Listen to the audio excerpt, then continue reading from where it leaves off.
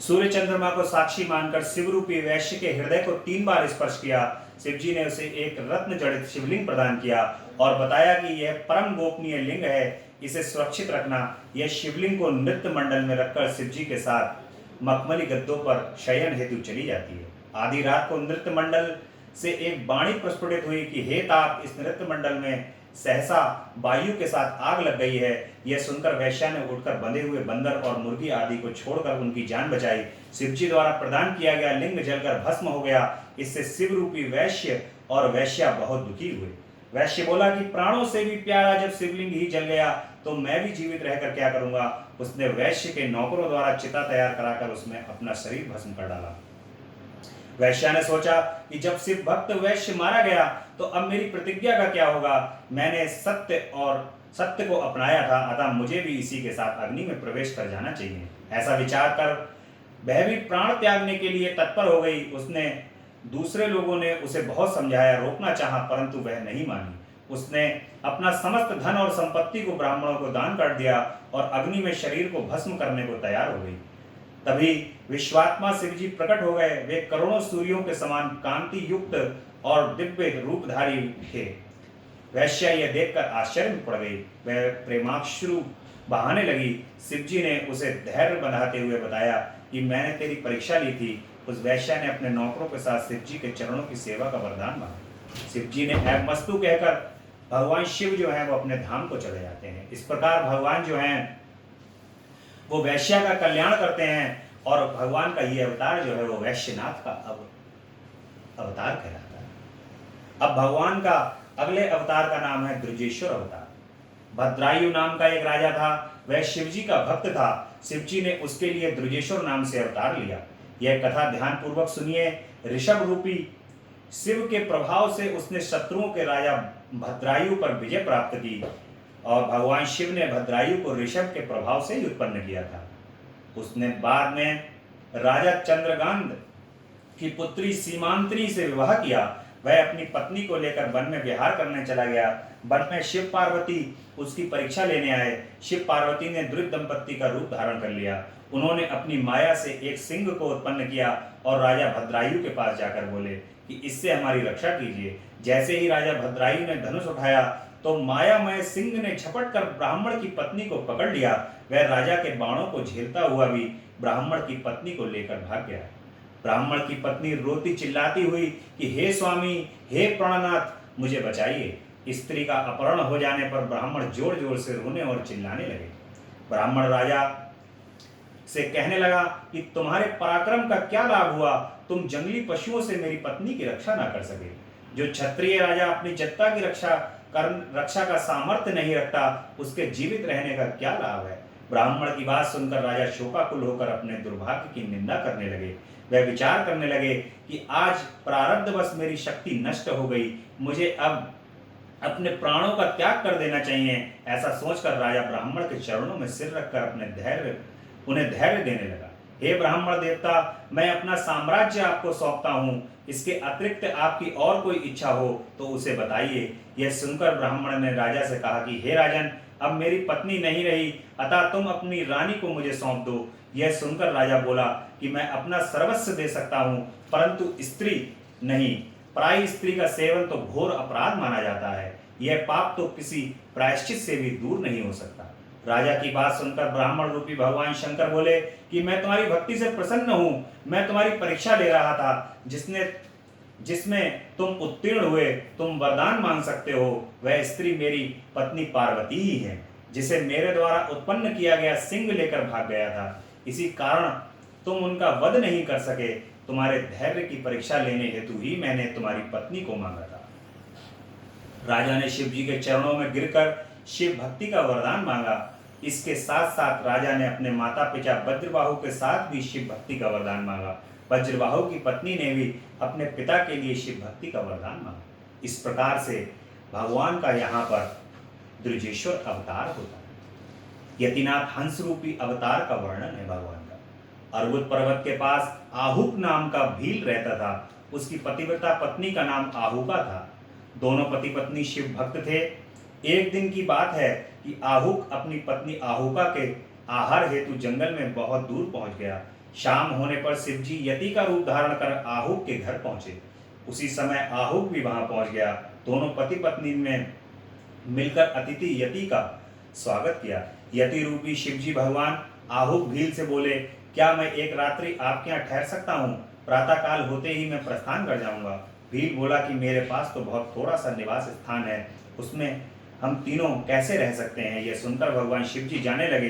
तब भील पत्नी आहूका ने अपने पति से कहा कि आप दोनों अंदर सो जाओ, मैं रात्रि को पहरे पर रहूंगी। इससे अतिथि धर्म का पालन भी हो जाएगा और अतिथि को लौटाना भी ठीक नहीं है। अतिथि देवो भव। देखिए महाराज, अभी इस समय पर पुराने जमाने में अतिथि देवो भव था, और इस समय इस काल में जब अतिथि लोगों के यहाँ आ जाते हैं तो लोगों को अतिथि के आने से जो है वो मन के अंदर अच्छा नहीं लगता, क्योंकि अब जो है वो धारणा लोगों की बदल चुकी है। ना तो अतिथि ही वैसे रहे और ना स्वागत करने वाले ही वैसे रहे। दोनों के मनोभाव जो हैं वो आजकल के इस समय में बदल चुके हैं। लेकिन जो स्वागत और सत्कार के योग्य हैं, भगवान की कृपा से उनका स्वागत और सत्कार अवश्य करना चाहिए, क्योंकि भगवान आपके यहाँ किस रूप में, कौन सा रूप धारण करके, किस प्रकार से आपके घर में आ जाएं, ये कभी आपको पता नहीं होता। आपकी सेवा से प्रसन्न होकर के किस क्षण भगवान आपके ऊपर प्रसन्न हो जाए और आपकी सेवा को लेने के लिए आपके द्वार पर आ जाए। जिसको आप दिन रात याद कर रहे हैं, जिनकी प्रतीक्षा आप दिन रात कर रहे हैं, उनको यदि वो आपके दरवाजे पर आ जाएं और आप उनको यदि छिड़क करके भगा दें, तो इससे ज्यादा दुर्भाग्य आपके जीवन का कोई हो नहीं सकता। इसलिए हमें सदैव इस बात का ध्यान रखना चाहिए कि हमारे द्वार पर यदि कोई भी आए तो हम भले ही चाहे उसको कुछ दें अथवा ना दें, परंतु उससे प्रेम पूर्वक वार्ता जरूर करें। इसलिए यहाँ पर अतिथि देवो भव कहते हैं। और ये सुनकर भील आहूक ने कहा कि तुम दोनों भीतर सो जाना, मैं पहरेदारी करूंगा। भील की पत्नी आहूका और यति बने भगवान शिवजी कुटिया के अंदर सो गए तथा भील बाहर पहरे पर रहा। रात्रि में वन्य पशुओं ने भील को मार डाला। प्रातः काल होने पर जब यति और भील की पत्नी आहूका ने भील को मृत पाया तो वे दोनों बहुत दुखी हुए। यति को दुखी देखकर भील की पत्नी आहूका ने उससे कहा कि आप दुखी ना हो, क्योंकि मेरे पति ने धर्म पर आरूढ़ रहकर अपने प्राणों की आहुति दी है। मैं अब पतिव्रत धर्म का पालन के अनुसार सती हो जाऊंगी। आप निश्चिंत होकर अपने गंतव्य स्थान को जा सकते हैं। भील पत्नी आहूका जब चिता बनाकर सती होने लगी तो भगवान शंकर अपने असली रूप में प्रकट हो गए। उन्होंने उन्हें वरदान दिया कि अगले जन्म में तुम दोनों राजा रानी बनोगे और मेरा सन्यासी रूप वाला शरीर हंस बनकर तुम्हारी सहायता करेगा। शिव जी के आशीर्वाद से भील राजा होकर निषाद देश में उत्पन्न हुए। उनका नाम नल पड़ा। उनकी पत्नी आहूका विदर्भ राजा की पुत्री दमयंती के नाम से उत्पन्न हुई। भगवान भोलेनाथ ने हंस का रूप धारण कर नल दमयंती का विवाह कराया। शिवजी का हंस रूप और यति रूपी अवतार परम कल्याणकारी है। इसको सुनकर मनुष्य को परम गति की प्राप्ति होती। इस प्रकार से यतिनाथ हंस रूप का भगवान का वर्णन। अब भगवान का यहाँ पर बहुत सुंदर वर्णन है। कृष्ण दर्शन अवतार। इक्ष्वाकु वंश में श्रद्धादेव की 9वीं पीढ़ी में राजा नभग का जन्म हुआ। उनके यहाँ विष्णु भक्त अम्बरीश और नभग नामक 2 पुत्र उत्पन्न हुए। अब उन्हीं अम्बरीश के पितामह नभग का चरित्र सुनो। उन्हें स्वयं शंकर भगवान ने वरदान दिया था कि नभग जब गुरु के यहाँ विद्या अध्ययन हेतु गए तो पीछे उनके भाइयों ने राज्य का विभाजन कर अपना अपना भाग तो ले लिया, परंतु नभग का हिस्सा भी स्वयं हड़प गए। जब नभग विद्या अध्ययन के पश्चात गुरुकुल से लौटे तो उन्होंने भाइयों से राज्य का अपना भाग मांगा। यहाँ पर ये कथा जो है वो भगवान कृष्ण के अब जो अवतरण है और उसमें भगवान भोलेनाथ का दर्शन है। भगवान भोलेनाथ दर्शन करते हैं, उसका वर्णन किया गया है। और जब नभग भाइयों के यहाँ भाइयों ने कहा कि राज्य का विभाजन करते समय आपके यहाँ न होने के कारण हमें आपका ध्यान नहीं रहा।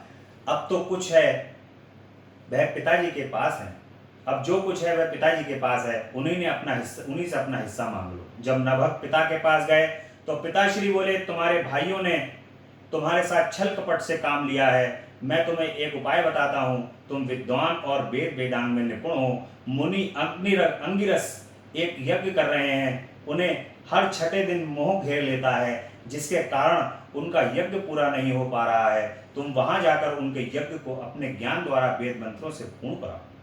इसके बाद वे स्वर्ग को चले जाएंगे तथा शेष बचा हुआ सभी धन तुम्हें देकर संतुष्ट करेंगे। नभग खुशी खुशी अंगरीश ऋषि का यज्ञ पूरा कराने के लिए गए। अंगरीश ने नभग का स्वागत किया। उन्होंने वहां स्पष्ट रूप से 2 वेद सूक्तों का उच्चारण किया। यज्ञ की समाप्ति पर अंगरीश ब्राह्मण ने अपने यज्ञ का अवशिष्ट धन नभग को प्रदान कर स्वर्ग को प्रस्थान कर गए। उसी समय भगवान शिव जी कृष्ण दर्शन रूप में प्रकट होकर नभग से बोले कि हे नभग, यज्ञ के अवशिष्ट भाग पर तुम मेरा अधिकार है, उसे तुम ग्रहण नहीं कर सकते। सत्य सत्य बताओ, तुम्हें यहाँ किसने भेजा है? नभग ने उत्तर दिया कि इस धन को ऋषि अंगरीश ने मुझे प्रदान किया है, इसलिए यह धन मेरा है। आप कौन हैं जो मुझे इसे लेने से रोक रहे हैं? इस सत्य बात को सुनकर परमात्मा कृष्ण दर्शन ने कहा कि हम दोनों के इस विवाद में आपके पिता ही प्रमाण हैं। तुम उनसे जाकर पूछो, वे जैसा कहेंगे वैसा ही हम मान लेंगे। यह सुनकर नभग अपने पिता के पास गए। उनके पिता मुनि श्रद्धादेव ने बताया कि वे पुरुष और कोई नहीं बल्कि स्वयं भगवान शंकर हैं। यज्ञ की अवशिष्ट वस्तु उन्हीं की होती है। यदि वे कृपा करेंगे तो वह तुम्हें मिल सकती है।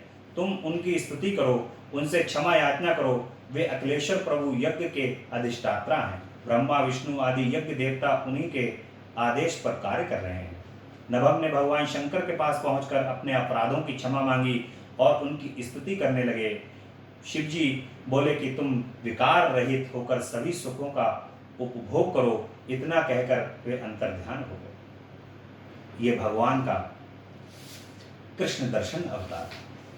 इस प्रकार से भगवान का एक अवतार अवधूतेश्वर का अवतार हुआ है। एक बार भगवान शंकर इंद्र, बृहस्पति तथा अन्य देवताओं की सभा में अवधूत का रूप धारण कर बैठ गए। उनका शरीर अग्नि के समान प्रज्वलित हो रहा था। इंद्र ने अवधूत से पूछा कि भगवान शंकर अपने स्थान पर ही हैं या कहीं गए हुए हैं। इंद्र के पूछने पर शिव जी ने कोई उत्तर नहीं दिया। इंद्र के कई बार पूछने पर भी वे चुप रहे। इस पर क्रोध में आकर वे बोले कि मैं अभी तुम्हें अपने वज्र से समाप्त कर देता हूँ, देखता हूँ तुम्हें कौन बचाता है। यह सुनकर इंद्र ने अवधूत बने शंकर भगवान को मारने के लिए अपना वज्र उठाया, परंतु वज्र उन पर नहीं चल सका और इंद्र का हाथ वहीं स्तंभित हो गया। इंद्र क्रोध में भरकर जलने लगे, परंतु भगवान शंकर के क्रोध को देखकर देवगुरु बृहस्पति समझ गए कि अब अवधूत स्वयं भगवान शंकर ही हैं। बृहस्पति जी ने उठकर भगवान शंकर को प्रणाम किया और विभिन्न प्रकार से उनकी स्तुति की। इस प्रकार उन्होंने इंद्र के प्राणों की रक्षा की। इससे गुरु बृहस्पति का एक नाम जीव पड़ा। ये भगवान का अवधूतेश्वर अवतार और भगवान का भिक्षुवर्य अवतार हुआ है। अगले अवतार भगवान का हुआ है भिक्षुवर्य। विदर्भ नगर में एक बार सत्रथ नामक राजा हुआ। वह बहुत बड़ा शिव भक्त था। एक बार शत्रुओं ने उसके राज्य पर आक्रमण करके उसे मौत के घाट उतार दिया। उस समय उसकी पटरानी गर्भवती थी। वह शत्रुओं से छिपकर एक वन में बट वृक्ष के नीचे जाकर बैठ गई। वहां उसने एक पुत्र को जन्म दिया। उसके बाद प्यास से व्याकुल होकर वह सरोवर पर जल पीने को गई तो उसे एक मगरमच्छ ने सटक लिया। ऐसी परिस्थिति में भगवान भोलेनाथ को उस बालक पर दया आ गई। उनकी प्रेरणा से वह एक भिखारिन उस बालक के पास आई। वह बालक को देखकर द्रवीभूत हो गई, परंतु सोचने लगी कि यह किसका पुत्र है, इसका पालन पोषण करने के लिए मैं अपने साथ ले जाऊं या नहीं।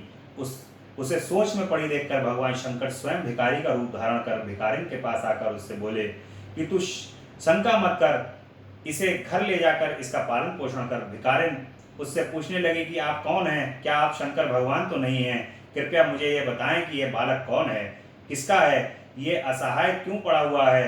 तब भिक्षुक का रूपधारी भगवान शिव जी बोले कि ये राजा सत्रथ का पुत्र है। सत्रथ युद्ध में शत्रुओं के द्वारा मारा जा चुका है। उसकी माता सरोवर में पानी पीने गई थी, परंतु वहां पर उसे मगरमच्छ ने खा लिया।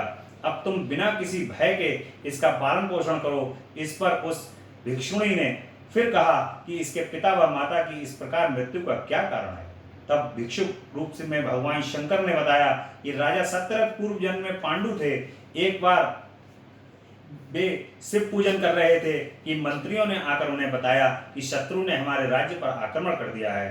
राजा पांडु ने बिना सोचे समझे ही यह तय कर लिया कि ये लोग मंत्री वेश में शत्रु ही आ गए हैं। उसने शिव पूजन समाप्त करके अपने मंत्रियों का सिर काट दिया तथा बिना पूजन करके ही रात्रि में भोजन कर लिया।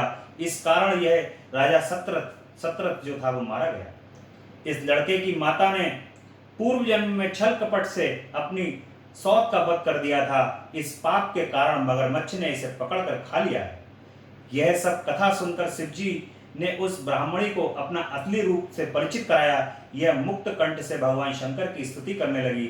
भगवान शिव जी इसके बाद अंतर्ध्यान हो गए। वह ब्राह्मणी राजा के पुत्र का पालन पोषण अपने पुत्र के समान करने लगी। बड़ा होने पर उसने सांडिल्य ऋषि के आदेश पर शिव जी का 1 वर्ष तक पूजन किया और गंधर्व कन्या से विवाह कर निष्कपट राज्य किया। ये भगवान का यहाँ पर भिक्षुचर्य अवतार था। अब भगवान का सुरेश्वर अवतार था। नंदीश्वर पूछते हैं कि हे तात, व्याघ्रपाद का पुत्र उपमन्यु जो कई जन्मों से मित्र होकर इस जन्म में फिर कुमारपन को प्राप्त हुआ, भाग्यवश वे अत्यधिक गरीब हो गए। अतः उन्हें माता के घर बहुत ही कम मात्रा में दूध पीने को मिलता था। वह बार बार अपनी माता से दूध मांगता था। माता ने बालक को बहलाने के लिए घर के भीतर जाकर कणों से बचे हुए बीजों को पीसकर पानी मिलाकर कृत्रिम दूध बने उसे पीने को दिया, परंतु उपमन्यु ने उस कृत्रिम दूध को नहीं पिया और कहने लगा कि हे माता, यह दूध नहीं है। इस पर ममतामयी माता ने उसे गोद में बैठाकर उसके अश्रुओं को पोंछते हुए बोली कि बेटा, हम वनवासियों के पास दूध कहाँ से आया? पूर्व जन्म के किए कार्यों के फल भोग रहे हैं। अब तो केवल शंकर भगवान ही दूध का प्रबंध कर सकते हैं। माता के इस प्रकार दुखी वचनों को सुनकर बालक उपमन्यु माँ से बोला कि आप शोक ना करें। यदि भगवान शंकर ही कल्याण करने वाले हैं तो हमारा कल्याण अवश्य ही होगा। यदि भगवान शंकर कहीं हैं तो वे मुझे देर सवेर दूध अवश्य प्रदान करेंगे। मैं उनकी कृपा का पात्र बनने के लिए तपस्या करूंगा। इतना कहकर बालक उपमन्यु माता को प्रणाम करके हिमालय पर जाकर ओम नमः शिवाय पंचाक्षर मंत्र का जाप करने लगते हैं। उनके तप से तथा पंचाक्ष मंत्र का उच्चारण करने से तीनों लोक प्रदीप्त होने लगे हैं। एंड बालक के पास भगवान शंकर पार्वती के साथ इंद्र और इंद्राणी का रूप धारण रखकर हाथी पर सवार होकर आए हैं। वे बालक से वर मांगने को कहने लगे। वे बोले कि मैं तीनों लोकों का राजा, देवताओं का स्वामी इंद्र हूँ। तुम निर्गुण रूप रुद्र का पूजन करोगे तो देव जाति से निकाल दिए जाओगे और तुम्हें पिशाच बनना पड़ेगा। उपमन्यु अपनी तपस्या में विघ्न समझकर पुनः जप करने लगा। वह इंद्र से बोला कि तुम भगवान शंकर को जानते ही नहीं हो। वे तो समस्त देवताओं के स्वामी हैं। मैं भली भांति जानता हूं कि भगवान शिव से परे कोई तत्व नहीं है। तुम मेरे सामने उनकी निंदा ना करो। तुमसे ही नहीं अपितु मैं ब्रह्मा जी और विष्णु जी से भी वरदान नहीं चाहता। अब यदि तुम मेरे सामने भगवान शंकर की निंदा करोगे तो मैं तुम्हें भस्म कर दूंगा। उपमन्यु ने भस्म उठाकर उसे अघोर मंत्र से अभिमंत्रित कर भगवान शंकर के चरणों का ध्यान कर तुरंत इंद्र पर डाल दी। परंतु वे तो साक्षात शिव ही थे, परंतु वे अपने असली रूप में प्रकट हो गए। उन्होंने बालक उपमन्यु को हजारों दूध, दही, अन्न आदि भंडारों से भर दिया और वहीं दिखाए। बालक ने उसने अपने आओ आओ कहकर दंडवत प्रणाम किया। माता पार्वती ने उपमन्यु को अपनी गोद में उठाकर कुमारवत प्यार किया। उन्हें अपना अक्षय कुमार घोषित किया। बालक ने शिव भक्ति की याचना की। शिवजी ने उसे अजर अमर भक्ति प्रदान की। बालक उपमन्यु ने घर आकर अपनी माता को प्रणाम कर सब समाचारों से अवगत कराया। माता यह जानकर बड़ी प्रसन्न हुई। बालक उपमन्यु शिवजी की कृपा से सबका पूज्य बन गया। इस प्रकार शिव जी ने उपमन्यु के लिए सुरेश्वर इंद्र का अवतार लिया। इस प्रकार से भगवान ने यहाँ पर सुरेश्वर, भगवान जो भी अवतार लेते हैं वो अपने भक्तों के कल्याण के लिए लेते हैं। किस प्रकार से आपने देखा कि भगवान ने अपने भक्तों के कल्याण के लिए कितने अवतार ले डाले, और भगवान अपने भक्तों के कल्याण के लिए रात दिन केवल अपने भक्तों का कल्याण ही सोचते रहते हैं। कोई क्षण ऐसा नहीं जाता जिस समय भगवान अपने भक्तों का कल्याण नहीं सोचते। और अपने भक्तों पर भगवान, कौन सा ऐसा क्षण है जब भगवान अपने भक्तों पर कृपा नहीं करते। हर क्षण, प्रत्येक क्षण भगवान अपने भक्तों के ऊपर कृपा करते रहते हैं।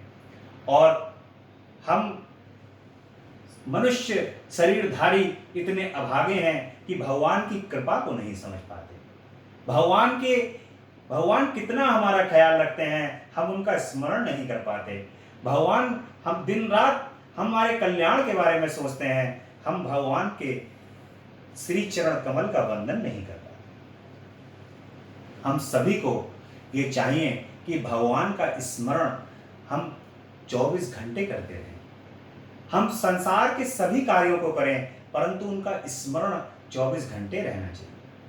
सभी जो भी हम कार्य कर रहे हैं वो भगवान के श्री चरण कमल में समर्पित करते हुए करना चाहिए। हमारा सब दिन रात उठते बैठते जागते बोलते चालते हर चीज, हर सब कुछ भगवान के श्री चरण कमल में समर्पित रहना चाहिए। उनके कार्यों को समझ के ही हमें संसार के सभी कार्यों को करना चाहिए। जो भगवान इतने दयावान हैं, इतने कृपा निदान हैं, जो रात दिन अपने भक्तों के बारे में सोचते हैं। एक प्रसंग यहाँ पर फिर से ध्यान आ रहा है, भगवान की कृपा का। महाभारत काल में महाभारत की लड़ाई हो रही है और अर्जुन जो है, भीष्म ने जो है वो अर्जुन को मारने की प्रतिज्ञा कर। भीष्म कहते हैं कि हे अर्जुन, कल का सूर्यास्त तेरा आखिरी सूर्यास्त होगा। यह भीष्म प्रतिज्ञा करता है। भीष्म प्रतिज्ञा कर लेते हैं और सूर्यास्त हो जाता है आज का। सभी अपने अपने शिविर में आ जाते हैं। अर्जुन जो हैं वो अपने शिविर के अंदर निश्चिंत रूप से सो रहे। बाहर, शिविर के बाहर भगवान श्री कृष्ण जो हैं वो इधर से उधर जोर जोर से घूम रहे होते हैं, सोच रहे होते हैं कि भीष्म की प्रतिज्ञा तो कोई तोड़ ही नहीं पाया, ये तो अटल है। जब भीष्म ने अर्जुन को मारने की प्रतिज्ञा कर ली है तो ये प्रतिज्ञा तो अटल है। तो भगवान अर्जुन को जब अंदर शिविर में जाकर देखते हैं, अर्जुन जो है वो चादर ताने सो रहे। भगवान कहते हैं कि अर्जुन उठो, भीष्म ने प्रतिज्ञा करी है कि कल तुम्हें कल का सूर्यास्त तुम्हें नहीं दिखेगा। इस प्रकार से भीष्म ने प्रतिज्ञा करी। अर्जुन भगवान श्री कृष्ण से कहते हैं कि हे माधव, मुझे सोने दो, परेशान मत करो। भगवान श्री कृष्ण कहते हैं कि ऐसा क्यों? तो अर्जुन कहते हैं कि तुम चिंता कर तो रहे, जिसकी चिंता आप कर रहे हैं उसको तो चादर तान के सोना ही। इस प्रकार का विश्वास अर्जुन का भगवान श्री कृष्ण के अंदर था। उन्होंने अपना सब कुछ समर्पित भगवान श्री कृष्ण के चरणों में कर दिया था। ऐसे ही यदि हम भी अपने जीवन के लिए भगवान के श्री चरण कमल के अंदर समर्पित कर देते हैं, उनको सभी कुछ दे देते हैं, तो भगवान रात दिन हमारे बारे में ही सोचते हैं और बड़े से बड़े संकटों से, कष्टों से, सभी प्रकार के बाधाओं से, विपत्तियों से हमें निकाल करके ले जाते हैं। यदि हम, लेकिन समर्पण भी अर्जुन जैसा चाहिए। भगवान के लिए समर्पण भी अर्जुन जैसा चाहिए। यदि समर्पण वैसा नहीं है, समर्पण में कमी है, तो भगवान की जो करते तो वो हैं, संकटों से निकालते तो वो हैं, लेकिन क्या है, उसके अंदर कुछ कमी है। इसलिए यदि आपने सौंपा है तो अपना सब कुछ उनको सौंप दो। कुछ भी ऐसी कोई चीज भी अपने पास मत रखो जिसके अंदर आप अधिकार जमा सको कि ये चीज मेरी। जिस चीज पर आपका अधिकार है वो चीज जो है वो ये मान के चलिए आपको दुख पहुंचाना ही पहुंचना। सभी वस्तुएं भगवान के श्री चरण कमल में सबका अधिकारी ही उनको बना। सारी वस्तुएं भगवान को दे दो और भगवान से कहो कि अब ये मुझे प्रयोग करने को आ। इस प्रकार से यदि आप अपनी मनसा रखते हो, भगवान को समर्पित करते हो, तो भगवान घड़ी घड़ी प्रत्येक क्षण आपके साथ में रह करके सभी प्रकार के इस संसार के अंदर संसार रूपी आने वाले दुखों से आपको पार निकालते जाएंगे और अंत में अपने श्री चरण कमल की सेवा प्रदान करेंगे। भगवान के अगले अवतार का वर्णन है ब्रह्मचारी का अवतार। दक्ष की पुत्री सती जी जब शिव जी के अपमान के कारण भस्म हो गई तो उन्होंने हिमालय के या नैना के गर्भ से पार्वती के रूप में प्रकट हुई। नारद जी के कहने पर शिव जी को प्राप्त करने के लिए उन्होंने कठोर तपस्या की। भगवान शिव जी ने पार्वती की व्रत और तपस्या की परीक्षा लेने के लिए सप्तऋषियों को भेजा। सप्तऋषियों ने परीक्षा लेकर शिव जी को संतुष्ट किया। इसके बाद भगवान शिव स्वयं उनकी परीक्षा लेने ब्रह्मचारी के वेश में गए। पार्वती जी ने अपनी अर्धपात से पूजा की। ब्रह्मचारी रूपी शिव जी ने उनसे तप का कारण पूछा तो उन्होंने अपना सारा वृतांत सुनाया। इस पर ब्रह्मचारी ने कहा कि मेरी समझ में तुम्हारी बात नहीं आई। भगवान शिव तो दिगंबर हैं, उनके पास एक बड़ा बैल है, वे चिता की भस्म शरीर पर लगाए हुए हैं। इससे तो अच्छा यह है कि तुम देवताओं में से किसी एक को वर्ण करने की सोचते हो। इस प्रकार भगवान शिव जो हैं, आपने कथा को पीछे जो था ये सुना भी होगा, भगवान शिव दिगंबर रूप धर करके पार्वती जी के पास आके उनकी परीक्षा लेने की कोशिश करते हैं कि ये किस प्रकार से जो है किसी भी प्रकार से मन इनका डावाडोल हो जाए। लेकिन माता जो है वो तो जो शिव हैं वही शक्ति हैं, जो शक्ति हैं वही शिव हैं, तो माता कैसे टिक सकती थी इस बात पे। माता जो है वो तुरंत उनको पहचान लेती हैं। भगवान शिव की सभी लीला को माता पहचानते हुए इस प्रकार से भगवान का यहाँ पर ब्रह्मचारी अवतार। कौन कौन से अवतार भगवान ने नहीं लिए हैं? सभी प्रकार के अवतार भगवान ले चुके हैं। भगवान शिव अपने भक्तों के कल्याण के लिए तुरंत अवतार धारण करके और सभी प्रकार के अवतारों को ग्रहण कर लेते हैं। अब भगवान के सुनट नर्तक अवतार को हम कल वर्णन करेंगे। आज की कथा को यही विश्राम देते हैं। कल की कथा में भगवान के सुनट और नर्तक अवतार का वर्णन। बोलिए शंकर भगवान की जय। हर हर महादेव। तेरा पल पल बीतता जाए, मुख से जप ले नमः शिवाय। तेरा पल पल बीतता जाए, मुख से जप ले नमः शिवाय। ओम नमः शिवाय, ओम नमः शिवाय, ओम नमः शिवाय, ओम नमः शिवाय। ये मुसाफिरी जब पूरी होगी, मुसाफिरी जब पूरी होगी, चलने की मजबूरी होगी, चलने की मजबूरी होगी। अवसर खाली न जाए, मुख से जप ले नमः शिवाय। ये अवसर खाली न जाए, शिवाय। ओम नमः शिवाय, ओम नमः शिवाय, ओम नमः शिवाय, ओम नमः शिवाय। तेरा पल पल बीता जाए, मुख से तेरा पल पल बीता जाए, मुख से जप ले नमः शिवाय। ओम नमः शिवाय, ओम नमः शिवाय, ओम नमः शिवाय, ओम नमः शिवाय। भगवान शिव की स्तुति होगी। जय अविनाशी जय कैलाशी शंकर शंभु हरे हरे। जय अविनाशी जय कैलाश शंकर शंभु हरे हरे। करें स्तुति हम भूतेश्वर जगवंधन से डरे डरे। करें स्तुति हम भूतेश्वर जगवंधन से डरे डरे। ना जाने हम रूप तुम्हारा, ना स्वरूप ही पहचाने। ना जाने हम रूप तुम्हारा, ना स्वरूप ही पहचाने। जान सके ना ब्रह्मा विष्णु, हम माया कैसे जाने। लेकिन इतना सुनते आए, तुम हो सर्प जटाधारी। लेकिन इतना सुनते आए, तुम हो सर्प जटाधारी। 3 लोक 14 भुवनों के पिता आप हैं भंडारी।